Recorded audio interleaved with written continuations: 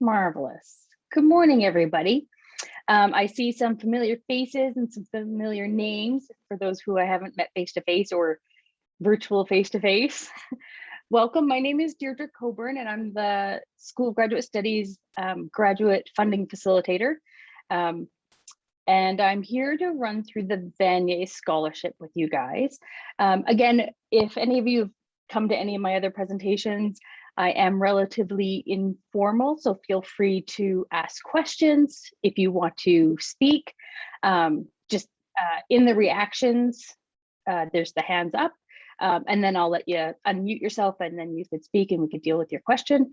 Or if you don't, because this is being recorded, if you don't want your voice on the recording, feel free to type anything in the chat. The chat is not seen in the recording, so you can always put your chat there, and then we'll get to your questions that way. And again, feel free to ask at any point throughout this workshop.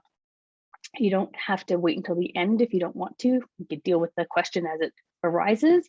And so we will, I guess, begin at this point. So Oki, and welcome to the University of Lethbridge. Our university's Blackfoot name is Iniskum, meaning sacred buffalo stone. The university is located on traditional Blackfoot Confederacy territory, so we honor the Blackfoot people and their traditional ways of knowing and caring for this land, as well as all Aboriginal people who have helped shape and continue to strengthen our university community. Okay. So I'm going to be sharing my screen so we could run through the websites together so that we could all see the same thing. And so I have your Zoom on a different screen. So hopefully when you put up your hand, if I'm actually paying attention, I will see it. If not, don't hesitate to call out. That's fine if I happen to miss it or go too fast. So I'll start sharing my screen now.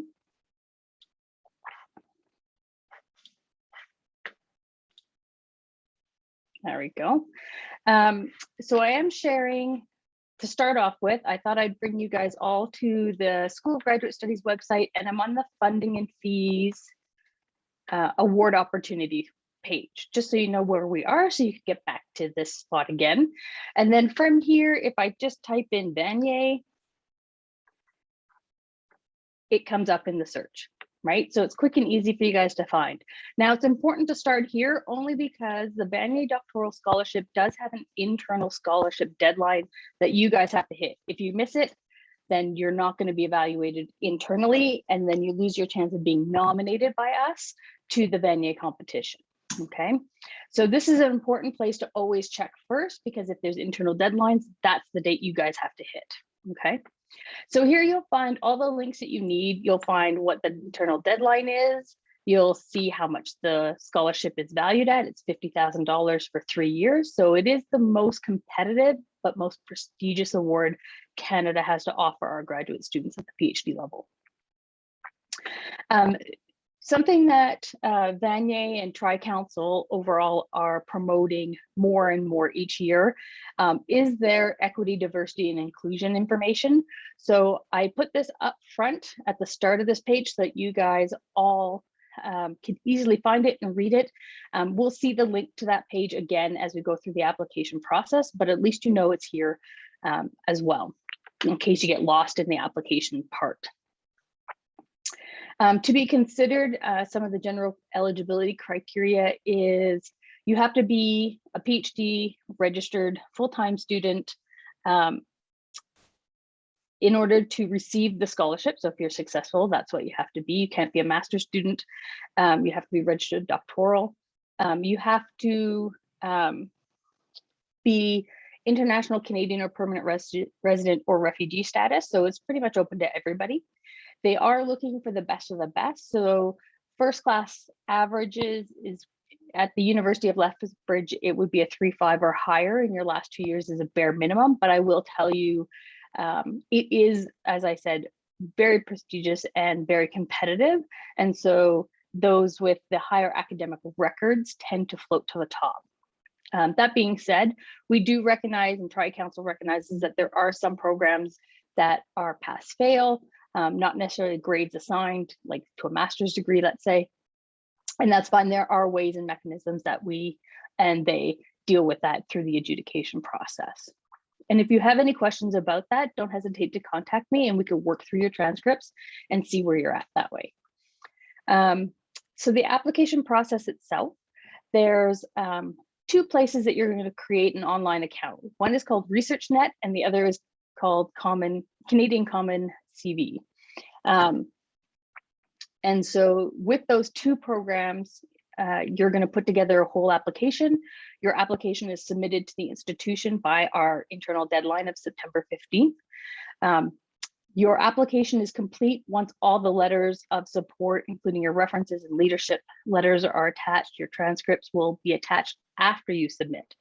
So it's your responsibility to get your transcripts to me, and then I attach them if we are nominating you to the national level competition, okay?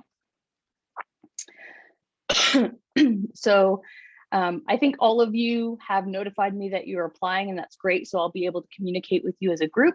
If you've started an application, I can communicate with you through ResearchNet as well.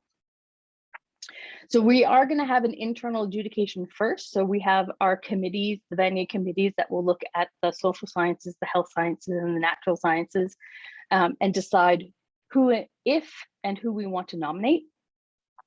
Once we've gone through our process, then I'll notify you if you've been successfully nominated or if your application was not nominated. And then we have to wait an entire year for the national level, not an entire year.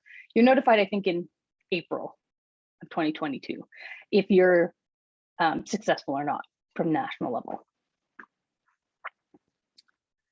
And new this year, if there's anyone who wishes to self-declare as an Indigenous applicant, so a North American Indigenous student, there is a voluntary self-identification form for you to fill out and attach to your application. That self-declaration is not seen by any of the adjudication committees, okay? So it is not part of the application that's evaluated, but it is there because the Vanier Scholarship is now offering institutions the ability to nominate our strongest Indigenous applicants over and above our quota, okay? So I was just going to get to our quota. As you'll see here on the website, we have from this year for the next 3 years. So this year, next year, and the following year, we have 1 nomination we could send for the Health Research Institute. We have 1 NSERC per year, okay? And we can't accumulate that. So if we don't nominate anybody for NSERC this year, then it's gone, it's lost. Next year, we have 1 NSERC nomination. The following year, we have 1 NSERC nomination, okay? SSHRC, we have 2 that could be used at any point over the next 3 years. So similar to the CIHR. So we have the ability to say, you know what, there's no strong applicant this year. We're going to save our 2 and see what comes up next year. And then again, next year, we'll maintain those 2. And if we nominate 1, if we nominate 2, it depends on the applicant pool and if we think they're strong enough to actually succeed in the national level competition. Okay, so for those of you who want to self-identify as Indigenous, we are able now to nominate Indigenous applicants over and above those quotas that I just outlined. And if anybody has any questions about that, I'm happy to discuss that offline if you want. Just connect with me again. Okay, so from here, where do we go? Well, the first thing, let's go to the website for the Vanier Doctoral Scholarship. Just going to close that tab. There we go. So here is where you're going to find the majority of the information, and there is a lot of information. This application is not simple, it's not easy, and it's not quick. It does require a lot of thought, a lot of time, and it does involve input from others. So you're going to have to get reference letters. So it's very, very important for you to put in the time necessary to put together a strong application, but also provide the time for your references to create and develop the strongest reference letters that they can for you, okay? So there is a lot of information on here. There's the eligibility again, and you can view all the eligibility criteria. So what I'll outline here, some of these I've already mentioned, but for anybody who has completed a master's degree and started a PhD, then you cannot have completed any more than 20 months in your doctoral program as of May 1st, 2022. So for anybody who has started their PhD program prior to September 2020, you are no longer eligible for this award. Okay. If you started September 2020, you'll be at the 20-month mark and you're fine. You're eligible. You can put in an application. If there's anybody here who started a master's degree and then transferred up to a PhD, so you didn't actually complete the master's degree, you have 32 months in your total program, and we're going to start counting at the start of your master's. So if you started your master's September 2019 or later, transferred to a PhD sometime between then and May 1st, you're fine, you're eligible. If you started a master's program prior to September 2019, then you're no longer eligible. So if you started your master's prior to 2019, transferred to a PhD, you're no longer eligible because you'll be beyond the 32 months. And I just noticed some people are off my little screen. So I'm just going to enlarge it to make sure I don't miss any hands. Okay. Now there are some caveats there. If somebody has done part-time studies for a certain amount of time during that time, we'll calculate that a little bit differently. And again, if you're in that situation, feel free to connect with me and we'll do the count together and make sure that you are eligible before you start down the process. They outline what programs are eligible for study. Pretty much anything that we offer at a PhD level is eligible, so that shouldn't be a problem. And again, anybody who has completed part-time studies during their master's or PhD, then there is a section called special circumstances that you could outline why you took that route. They're not saying it's bad. It's not going to lessen your competitive ability. It's just they want to know why you did it. It could be because I'm a single parent, so my first year I had to do this because I had no support. Well, it could be a variety of reasons. I had a concussion. I had this, whatever it is, and that's something that we could deal with in the special circumstances. They tell you to look to make sure that we have a Vanier quota. We do, we just covered those. Excuse me, and to hold the Vanier, as I said, you have to be registered as a full-time student in a doctoral program. You can't concurrently hold a faculty appointment. You have to maintain enrollment and satisfactory progress throughout your doctoral degree. And if any of you already hold, so for our Canadian students, if any of you already hold a doctoral scholarship with any of the Tri-Councils, CIHR, NSERC, or SSHRC, then you already hold the award, so you can't apply. That being said, our Canadian students or permanent residents or refugees can concurrently apply for the Vanier and the doctoral level award in the same year. So you could have 2 chances at 2 different awards. That's fine. Then if you're successful in both, you're going to have to choose which one you want. You can't hold both. Anybody who is employed by the federal government and receiving salary or compensation from them, you're not eligible as well. And multiple applications. So that's kind of what I just said. You could apply for the Vanier and the doctoral in the same year. However, you cannot hold or apply for the Vanier CIHR and the Vanier NSERC. You have to choose one or the other. Okay, it's only one. You also can't apply through multiple institutions. You could only submit one Vanier application and that's it. And you have to go through the institute that you want to be nominated by. You cannot move the Vanier. Awesome. Are there any questions about eligibility? And again, if you don't want to speak, that's fine. You feel free to chat. Oh, perfect. And there's a question. So I will complete my master's in August and start my PhD program fall 2021. So yes, you are absolutely eligible. Yep, that's perfect.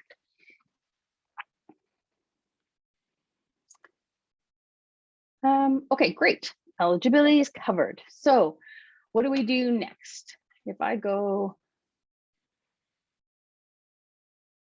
another question came in. Can I hold the master's NSERC and still apply? Yes. So that's considered a different level of scholarship. They just don't want you to hold, you can't hold the 2 scholarships that are both for PhD students at the same time. It can only be one, but absolutely, if you're holding the master's, then apply. Because I think this student asking this question also transferred or completed the master's and then started a PhD, but the master's award is still being paid out while she started her PhD. Either way, it doesn't matter. Yes, you could apply. And you could apply for the doctoral level as well. Can you comment if they review the Vanier first and what the timeline for notification is between the Vanier and the regular doctoral scholarship? So the deadline for the Vanier comes first. So the university has to have our nominations into the national competition by November 2nd. That is held completely separate from the doctoral awards. It's a different committee at the national level, different timeline, different. So different people are seeing it. It's not, they won't know if you have or have not applied for the doctoral scholarship or not.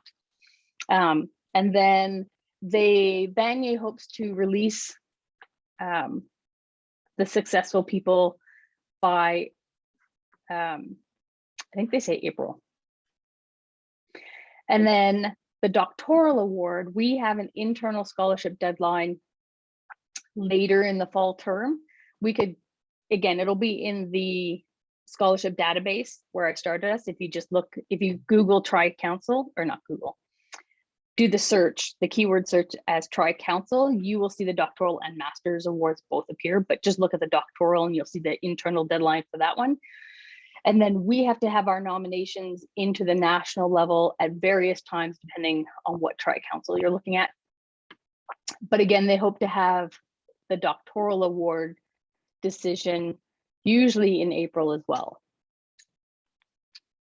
And so that as a student, if you're successful in both, you can make the decision knowing that you have two of them before you accept one over the other. Yeah.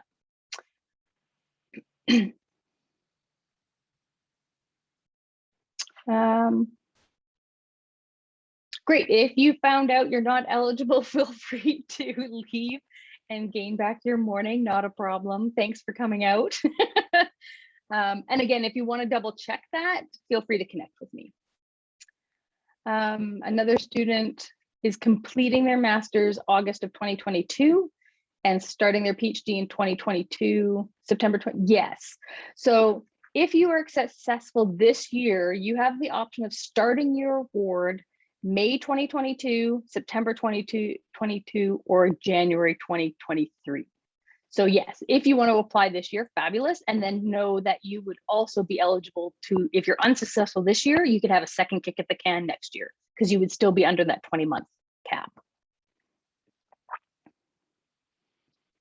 Another student, I currently hold another major award. Am I eligible to apply for Vanier? Absolutely. Vanier does not have a cap on any other awards that you may or may not hold. I will say the particular award that you may already hold, so in this case, Alberta Innovates Graduate Scholarship, they do have a stipulation saying if you're successful in another competition, we will provide you a top-up value, not the full value of the Alberta Innovates Award. So yes, you could hold them both. One will provide a top-up, the other one, you're fine to hold as many as the others as you want. Clarification question. If someone was offered to accept the doctoral scholarship award during their first year of their PhD, they would not be eligible to apply for and receive the Vanier for their second year, third, fourth. Correct. If you already hold and have already accepted and started your doctoral level scholarship, then you're not eligible to apply for Vanier because you already hold a scholarship.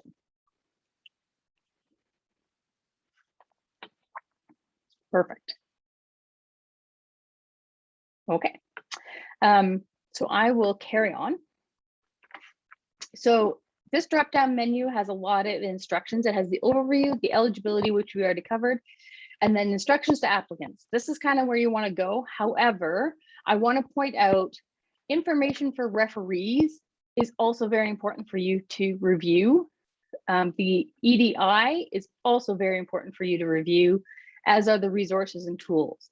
So just because it doesn't say, oh, this is information for you as a student, doesn't mean you ignore it, because what it does is provide you information on what you're being judged on, what your application is being evaluated, the criteria, the specifics, and you need to know that as you build your application.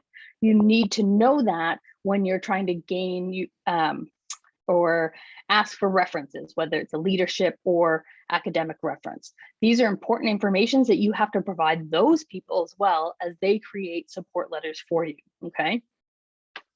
But for the point and purpose of today, we're going to go to the instructions for the application.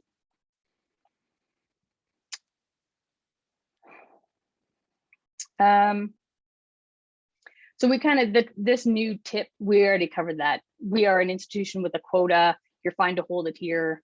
It's all good. The doctoral degrees are eligible. It's good.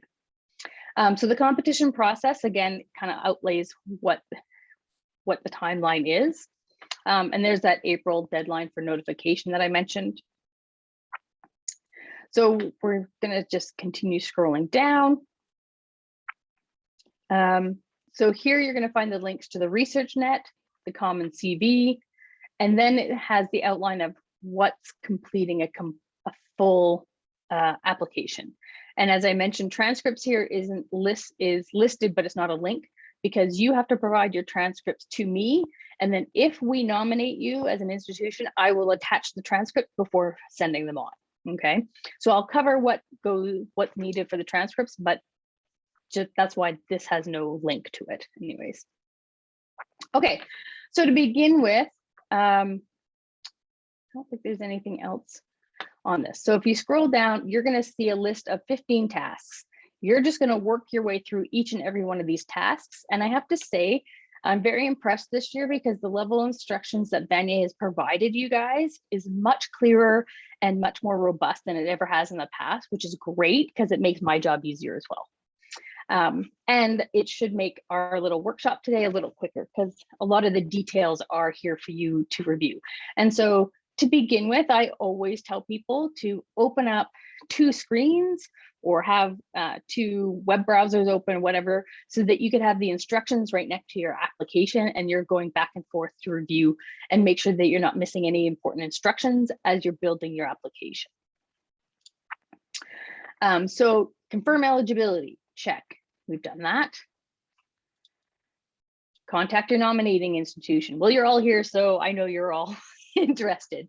And anybody else who watches this later, if they connect with me, perfect. At the end of the day, if you didn't tell me and you submit an application, I may reach out to you just to clarify and make sure you're applying through the right institution, that sort of thing. But I'm never going to deny somebody who didn't forewarn me.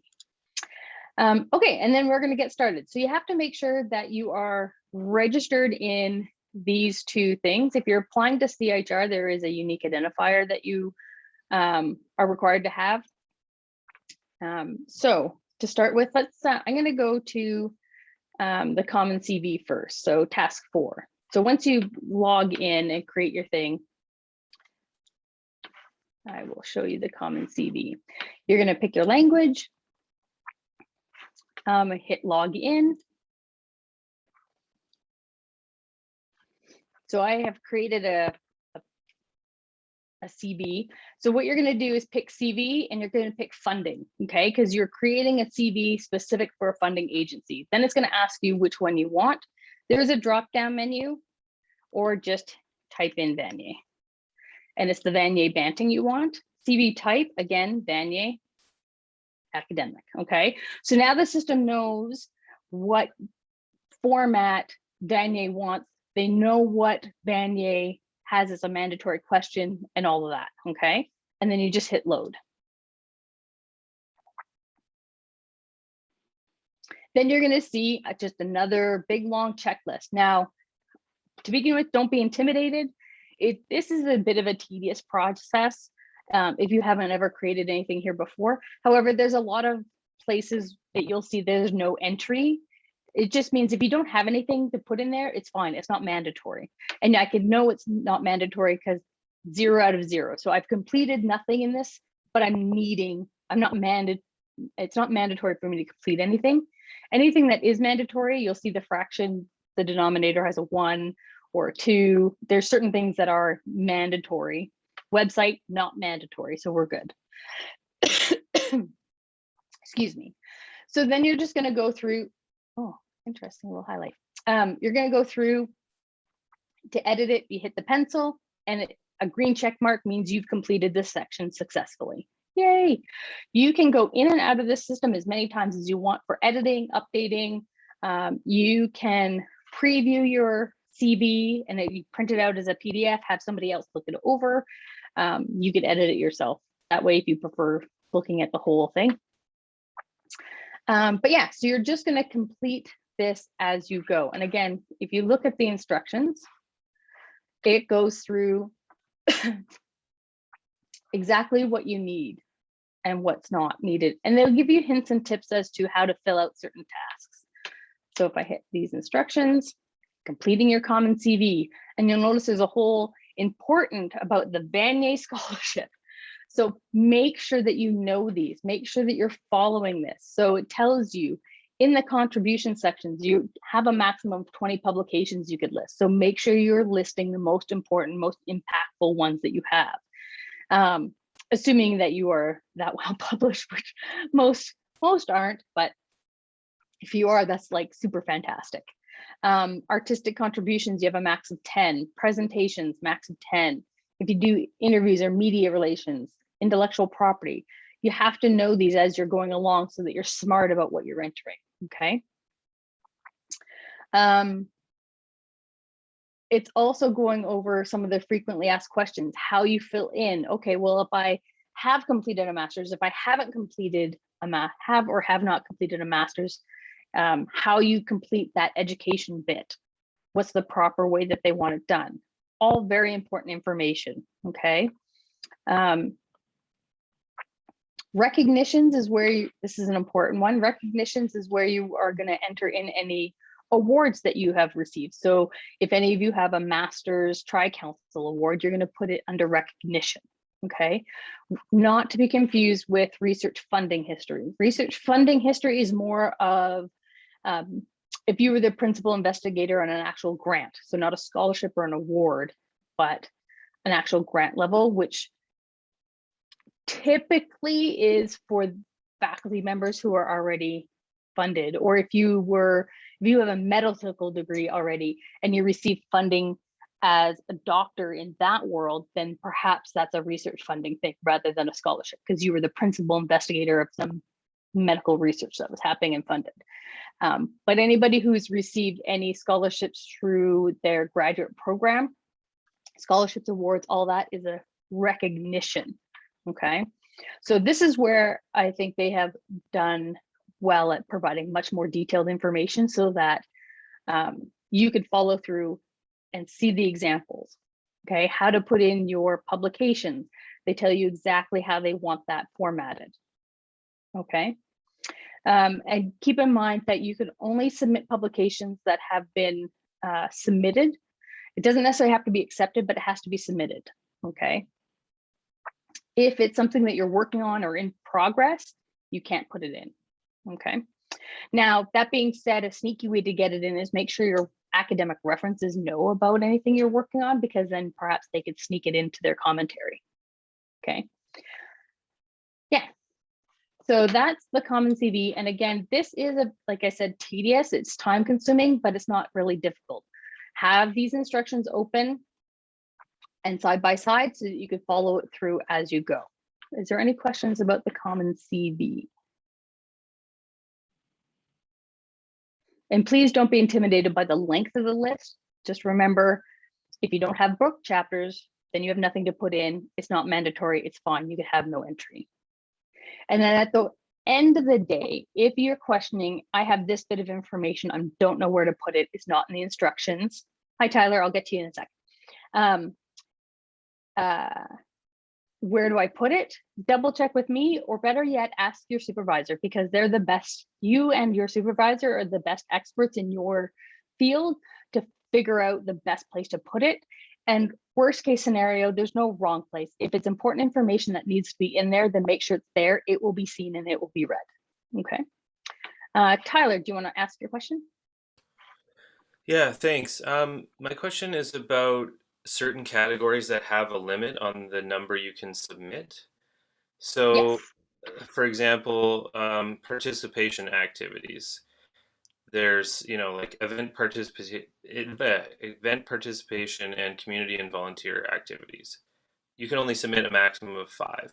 My question is it better to like have a mix of like to show that you've done both categories or to just submit like whatever is the most quote unquote impactful thing um, for your application, as in like you're showing like, yes, I've attended these types of activities and I've also done this type of volunteer experience, but you can only choose a maximum of five.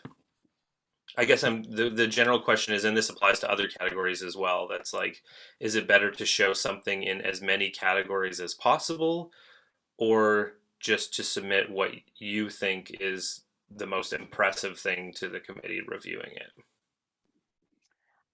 Okay, so that's a good question. So to be honest, if you have more than five in all of those or most of those categories, that is very impressive, because I understand what you mean. You don't want to like overflow and people to read your CV and think there's no possible way he's done all these. Or, I mean, if you did something for one day and it was a one-off, is that important enough to put in this common CV? I think it would be more important to put some of the long-term, more impactful activities. That being said, maybe you got to guest lecture in a class. Well, that's a one-off instance, but it's very big, it's very important. It's also critical to your development through your PhD program as a student too, right? So think about how each of the things that you're putting into these activities is building the picture of who you are, your time management, skill building, leadership skills. And we're kind of going to get to that when we look at the criteria that you're going to be evaluated on. You want to make sure that you're enriching your application, not just adding a bunch of non-relevant fluff, if that makes sense. So I'm not sure there's a perfect clear answer I could provide. I think it would be, let's sit down, look at it, talk to your supervisor, see what he thinks is most important, looking at the criteria, what's building that picture to make you hit, meet, or exceed the criteria that you're going to be evaluated on. That's the picture you want to build. Does that answer your question? You can give me a thumbs up Yeah, if you want, yeah, I or think so. follow I up. mean, the question is for me specifically about the kind of participation activities, which is at the very bottom. Because it's like in the leadership letter, you're mentioning things like your community and volunteer activities very specifically. So is it like maybe more impactful to demonstrate like, yes, I've attended international conferences, that's event participation, is how does that contribute to my overall whatever academic career, blah blah blah. So yeah, I mean that's helpful context. It's there's obviously no right or wrong answer, but that's yeah, helpful. Thanks. Perfect. Yeah. So just everything you put in here, you want to make sure that you're building a picture.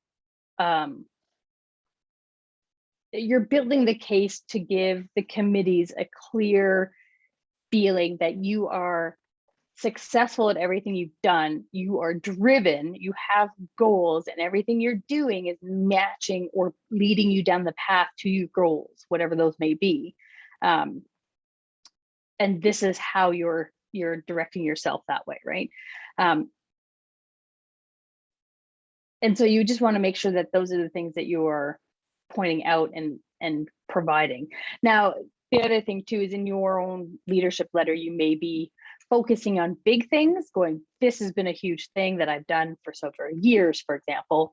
And there could be lots of little things that you're doing. So feel free to put those into your other activities and participation activities, because it's also building a picture of, yes, you have a diverse background, you're willing to put yourself out in different places, but it's not willy-nilly. It's all still, there's still some kind of connection, hopefully, between all the things that you're doing.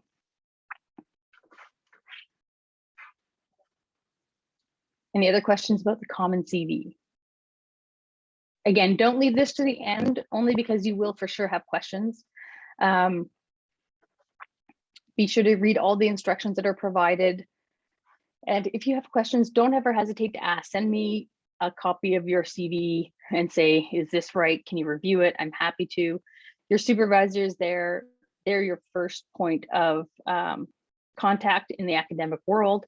I'm just supporting cast, if you will, to second pair of eyes, just to review it, just to confirm you're on the right track. Or if you have more specific questions that I could reach out to Vanier themselves and get clarification should we need it, those sorts of things, okay? Always happy to edit and review if necessary. Just make sure you're giving me enough time that I can have a couple of days to get back to you, keeping in mind we're all under busy schedules once the term starts. So don't leave it to the last minute because I may not be able to turn it around for you quickly enough, okay? Yes. Is Common CV based on research focus? That is, I am going to research on something, and that is in PhD, and my CV needs to be only the research I am going to do, that one, or overall things I did in the past? This is everything. So you really want to provide a complete picture and show everything you have done at all the steps from undergrad to your master's, any other certificates or skills you've done, other training that have all been there to help and support you and build you to be where you want to go, whatever your final goals may be. So you will see like your education. I'm just going to scroll up. Education, so you're going to list all your degrees. You're going to be listing credentials you may have received over time, done over time. You're going to list any academic, non-academic work experiences. Now, non-academic work experiences, if you worked at a restaurant 20 years ago, is that really pertinent? Probably not. I mean, if you were there as a teenager, I don't know. But if you were working someplace, like you were managing a restaurant throughout your undergrad and into your master's, well, then that is providing you skills. It's providing you time management, it's proving time management capabilities, that sort of thing. So maybe it's relevant. So keep that in mind as well.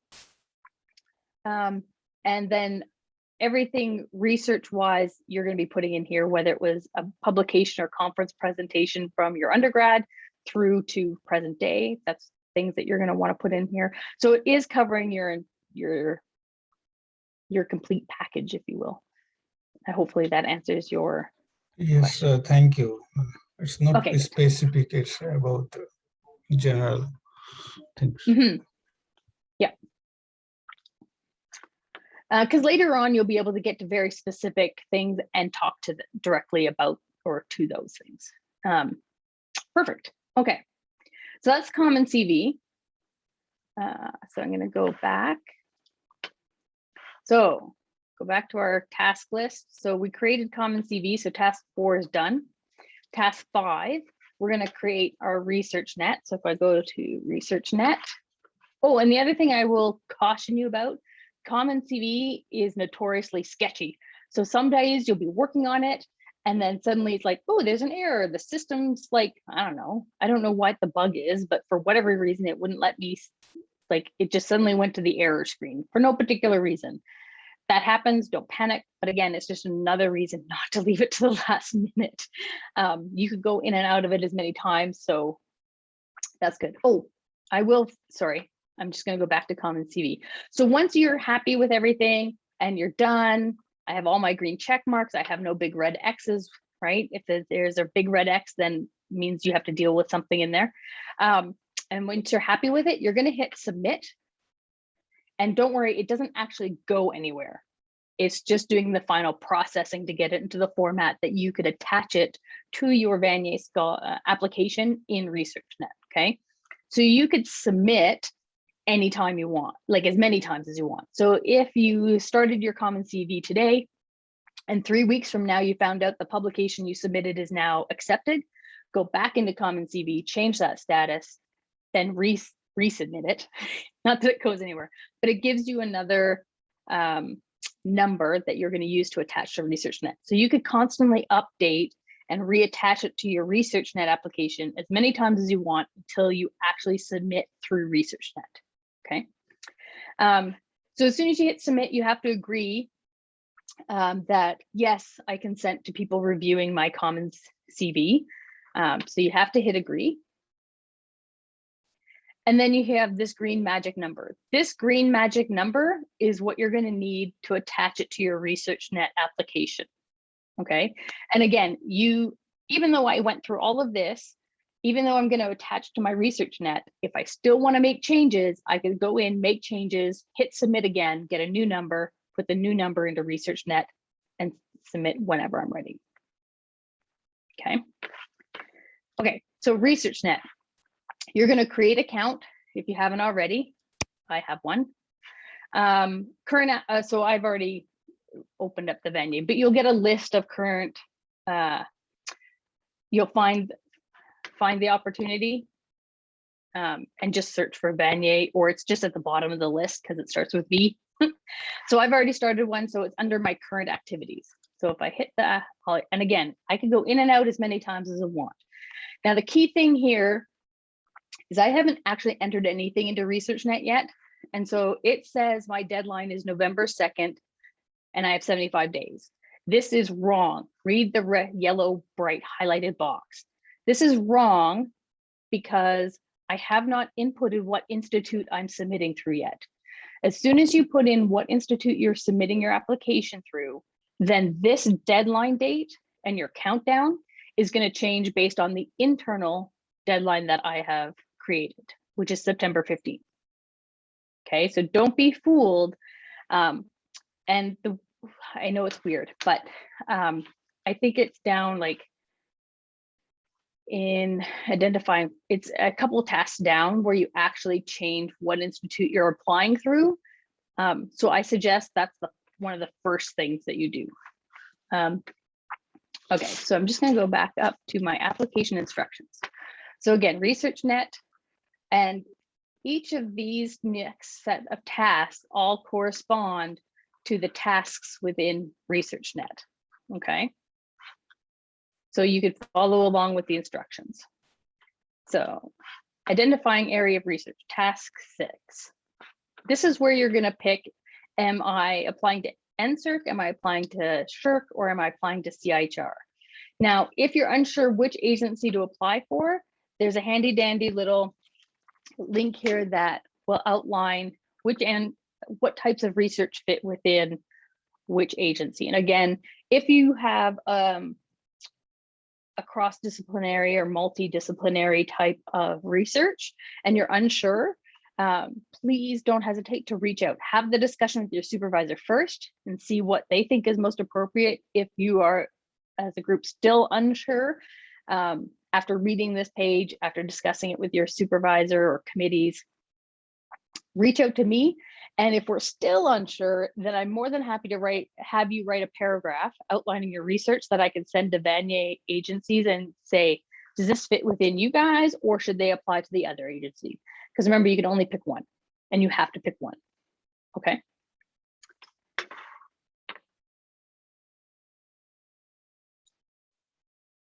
So within my ResearchNet, that's this. Am I applying to the health, which is CHR? Am I applying to natural sciences, social sciences?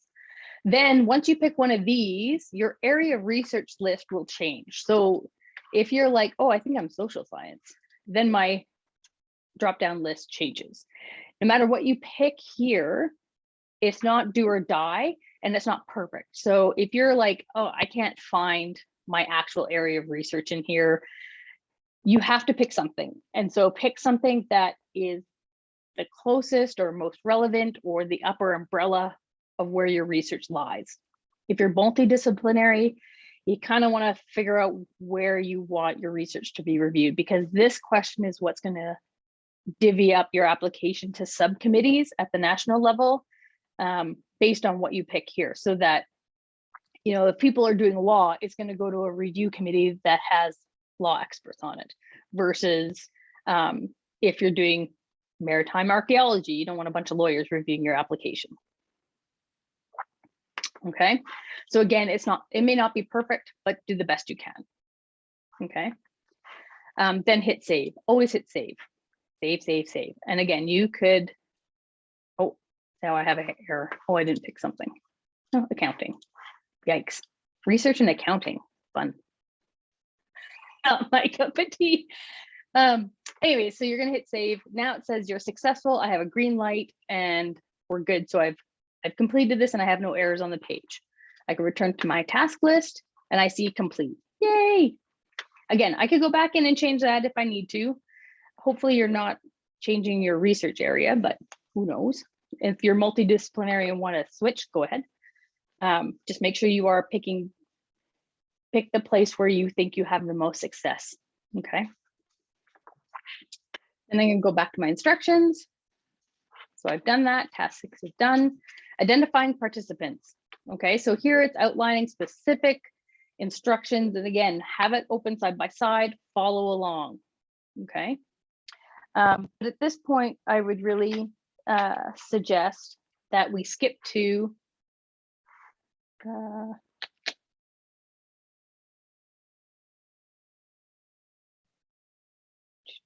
where is it? Which task has it? Sorry.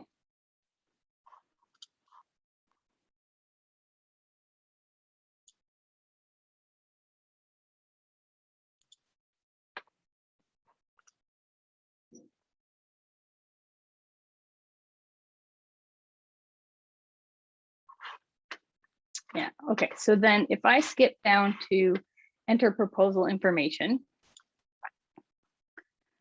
here you're going to be asked for a title of your research proposal, a lay title, and a lay abstract.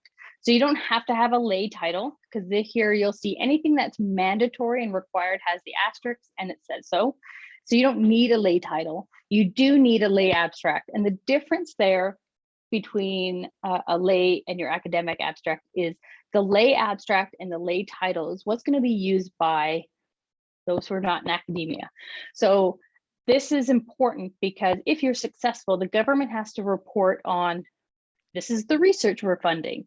And so you need to have something there that the general public is able to understand. So the lay title and the lay abstract are there, and you want to write them so that your best friend's grandmother understands what you're doing and why, okay? Because it is for the general public, not for anybody in academia, okay? Details. This is where you're going to put in the institution that you're applying through, okay?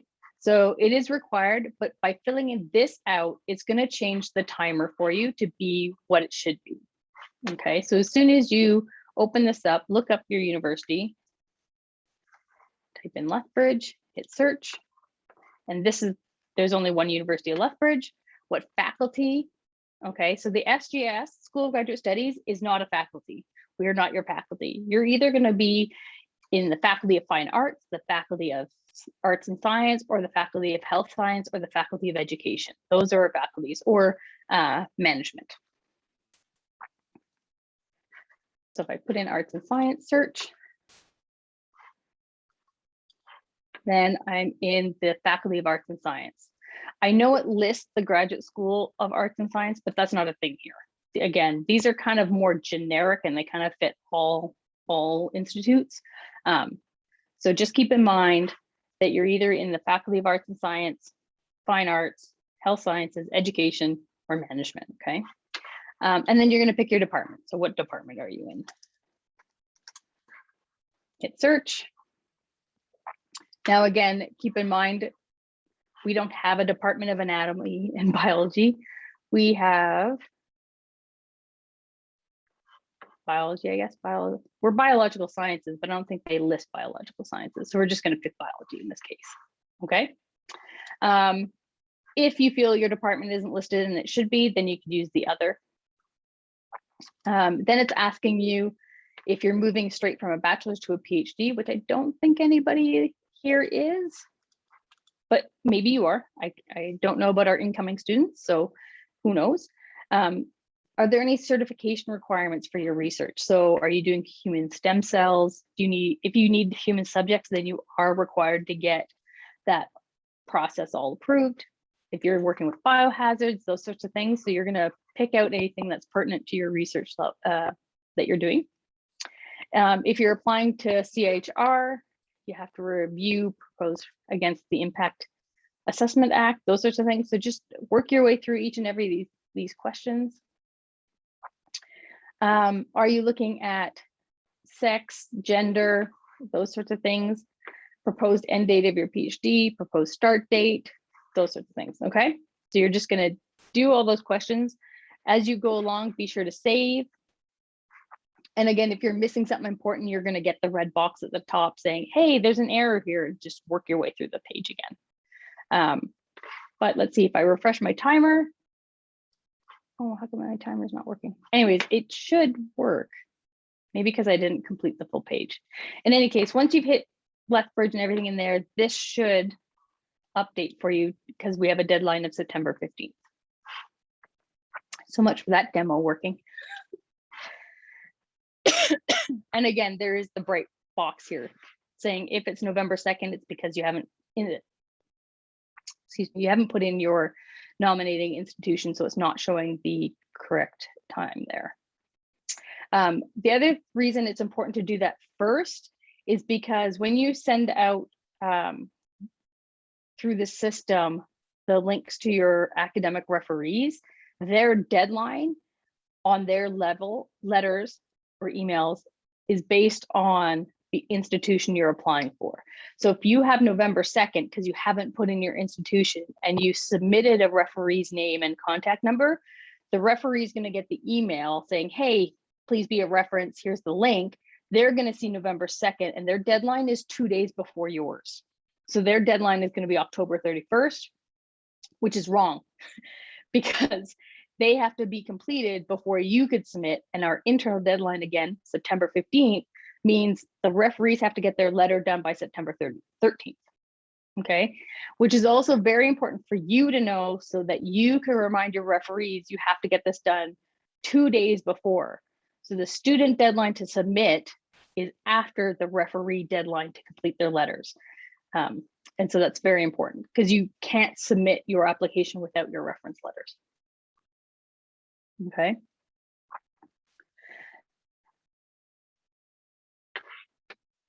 Okay, so you're just gonna work, I'm just bouncing back up to task 7. So now that we have our institute set, my timer on my application will be correct. And then you can continue to work through all of these requirements. So you have the participation or participant information. So here is where you're going to find the instructions regarding your personal letter of statement, and you have 2 pages. Okay, and this is very important. So it even says here, before crafting this letter, review the selection criteria's evaluation criterion. Okay, so this is what I mentioned way back at the start of all of this, is read the selection criteria. I want you guys all to read it because you have to create your application package to the best ability you can to hit all of these points. The more criterion you're able to solidly hit and explain and demonstrate, the stronger your application will be, okay? This is also very important for you to give to your references so that they know exactly how to tailor their information they're providing in their letters for you, okay? This is very, very important, and I want you guys all to read it. It outlines exactly what the committees are looking for, okay?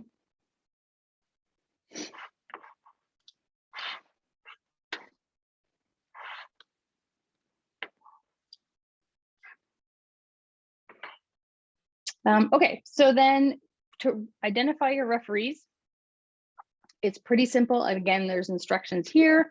You can follow the instructions on their main website. You're just going to put in, you're going to add a referee, and then you'll see the referee's name, if they've completed or not. You will not be able to read their letter. You will just see if it has been done, completed or not.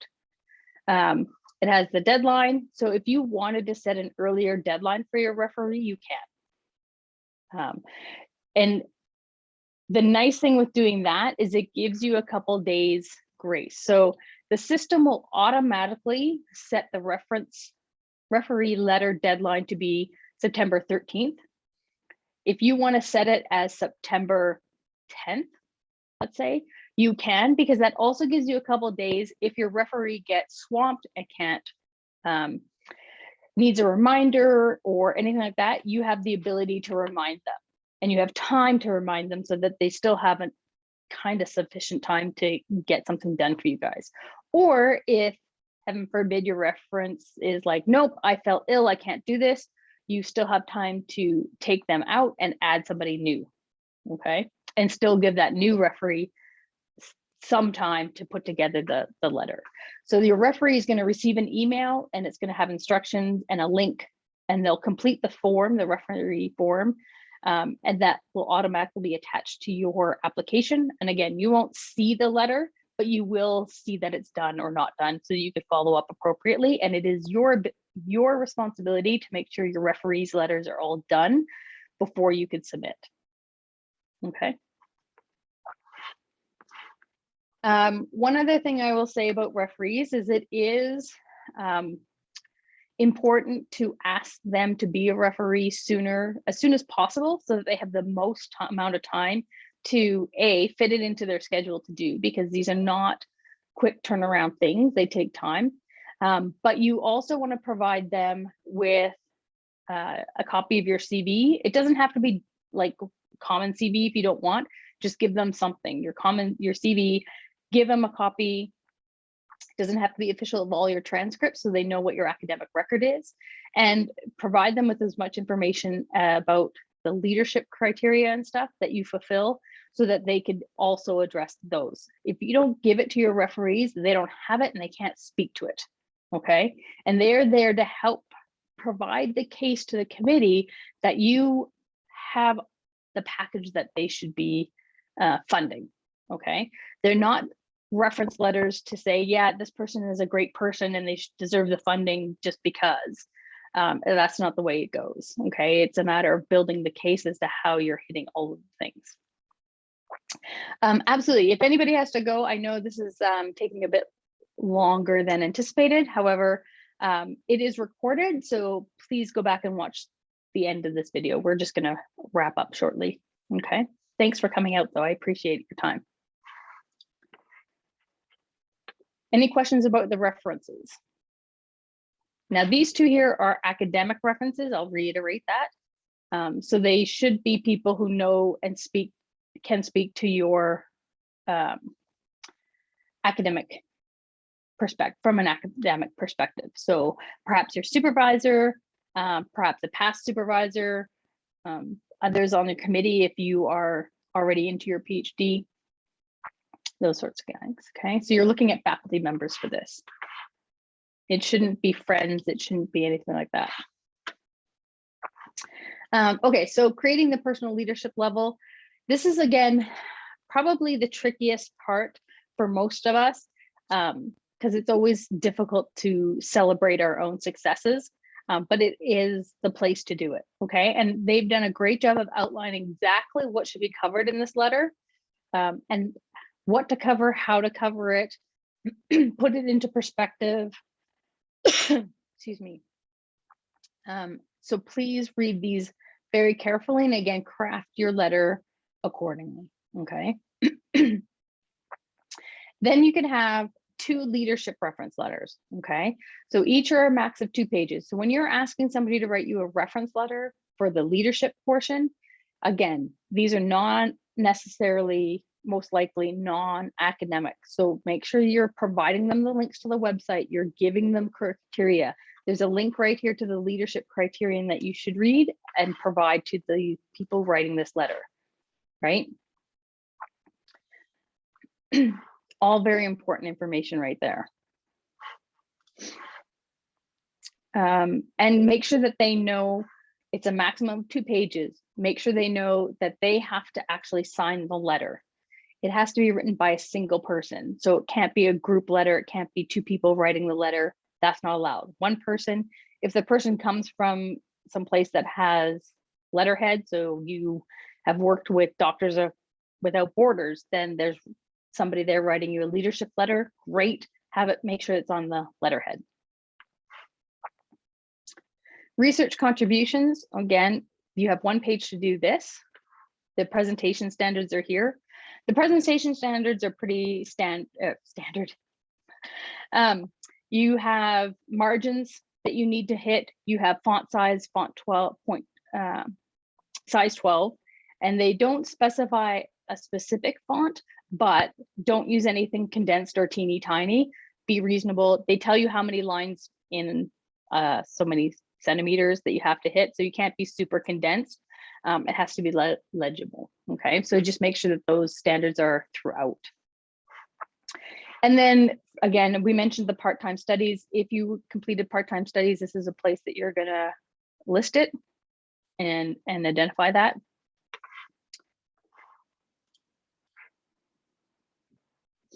So we've kind of gone over the reference letters, but just again, here are the instructions. There's link information for the reference letters. Referees, your academic referees, make sure you're giving them this link, okay? Give them all the information and more that they need. Make their tasks that much easier, because the happier and easier the process, then the better the letter will be for sure. Then you're going to enter your degree information. Again, pretty standard. I know we've already put it into the common CV, but then they want it in the application as well. So we're just on this section here. And they're just asking, are you currently in a degree program, yes or no? And then what the degree is. So for those of you who are just finishing up your master's, you're going to say, yes, I'm currently in a degree program. It's a master's degree. And then fill out the information there. And then what degree is being supported. So you're going to add the PhD program that you're about to enter. Or if you're currently in your doctoral, because you've started it, then yes, you're in a degree, it's the doctoral, and this is the doctoral that it's the same program that I'm requesting the funding for. It's pretty self-explanatory. Attach other materials. This is for those students who want to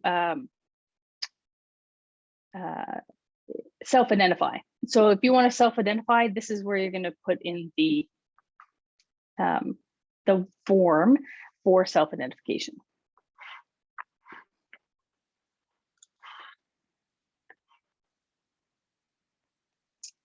Oh, I saw a question come up. If I've received decanal approval, but not convocated yet, note that if you've received decanal approval, then your degree program is done. Just because you haven't walked across the stage, that's irrelevant. We're looking at when you've actually completed your degree. So you've completed all the requirements for your degree, and so that's what you want. Perfect, good question. Here you're just going to confirm that you've had your transcript sent to me. That's pretty much it. So for transcripts, I need official transcripts. So if you have foreign, non-domestic, like non-U of L transcripts, then you're going to want to try and get official copies sent to me. I know domestically and like anywhere in North America, generally that's fairly easy. If you have institutional or international transcripts that are difficult to get, contact the registrar's office and request a copy of your international transcripts to be sent to me, and they could do that. And that way it is a certified copy. Okay, so that's fine. And then for your University of Lethbridge, so if you are in a program at U of L or you're starting, so even if you're starting in September, we need a copy of your U of L transcripts. So I know it's not going to have any marks on it, but it's just confirmation that you are in a program here. So you do need your U of L transcripts. And again, you could submit a request for those on the bridge. I'd have to double check. They say for your current U of L transcripts, I can accept your working copies, but only if it has the U of L information, like the logo and stuff on top. And I can't remember if the working transcripts that you print out have that. They may not, so you may have to get your official ones.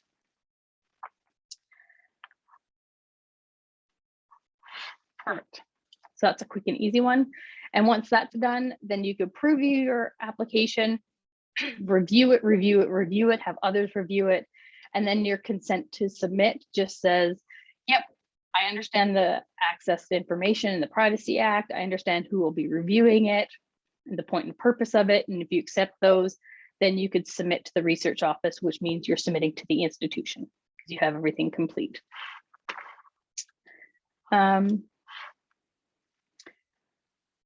I think the biggest word of advice for all of you that I cannot emphasize enough is please read the instructions. They are very robust now and excellent. They go through exactly what should be submitted where, what information can be addressed where. Do not ignore the instructions about how to set up your pages, your presentation standards, because the last thing you want is to be disqualified because your font size is well too small, it's below the 12-point font, or your margins were incorrect, or you went over the page maximum. Because as soon as you, so the research proposal has 2-page maximum. If you go over that, then worst case or best case scenario, the extra pages are removed. Then the committee is reviewing an incomplete research proposal. Worst case, your committee says they couldn't follow instructions, we're not even looking at it, okay? So make sure that you are following the instructions to a T. The other thing I can't stress enough is review the equity, diversity, and inclusion page. If you're doing any research that could possibly address gender, sex, BIPOC, or anything like that, address it. Even if you're not actually focusing on that, then make a statement saying we are not looking at this because. Be clear that you have considered it. If you completely ignore the obvious, then that's an X against you that you don't need, okay? Now, if you're doing some research that absolutely positively does not have any EDI issues, I don't know, I'm looking at white blood cells for some reason. Okay, well, sex and gender or BIPOC or anything like that probably may not have an impact on my research whatsoever. Okay, but anybody who could possibly have anything there, make sure you're reading that. The other thing I'm going to point out is Tri-Council is very specific and supportive of our Indigenous research, but please, if you have any Indigenous research connection or impact or is a part of your study in any way, shape, or form, please read the information Tri-Council provides to us and make sure that you are addressing everything that needs to be addressed with that. Simply stating you're going to go talk to certain band members is not sufficient, okay? There are criteria, methodology, a lot of ins and outs with that, and make sure that you are clearly addressing it or acknowledge that you have to address it somehow, okay? Again, just skipping over that is a strike against you. I see a question came up. To request official transcripts, yes, please put that you wish to have your transcripts issued to Deirdre Coburn or the Graduate Funding Facilitator in SGS, and then they'll be sent to me. Yeah. And I think we're all electronic now, so I should be getting electronic ones, which is even nicer. Perfect. Good question again. Project references, again, there's presentation standards here. This is where you're going to be, you have 5 pages to list any citations that you may have from your research proposal, anything else that you know you're going to reference, like kind of a little bit of a lit review relevant to your research here. And feel free to use subheadings, right? So like use the citation and then list everything that you are citing in your research proposal, and then have your bibliography so that you know this are other publications and sources that I know are important to my research, even though you didn't cite it. This is the place to show that you have started thinking about and developing the base of your research. And there's the presentation standards. But yeah, that kind of sums up the whole application process and the ins and outs of the application. Again, it's quite nice, the robust instructions that they have provided for you guys. And so I can't reiterate enough how important it is to follow along and complete these exactly as they are laid out, okay? If any of you have any questions along the way, and you will, absolutely will. Don't hesitate to reach out. You could reach me at the sgs.awards@uleth.ca email address. And I'm here to help in any way I can, answer questions about how to fill something out. Is this sufficient? Is this not sufficient? If you want me to proof anything, that's fine. Just remember to get it to me sooner rather than later, so I have sufficient time to review and get comments back to you. And don't hesitate to lean on your committee. Your supervisor or supervisory committee are there to help you, and they too want to support you through this process. And they're the best academic references for you to help you through this process as well. Okay. Any final questions?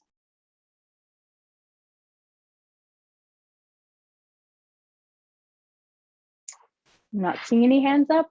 Nobody's texting anything that I see in the chat box. Great. And again, don't hesitate to reach. You can reach me anytime. I'm here to help.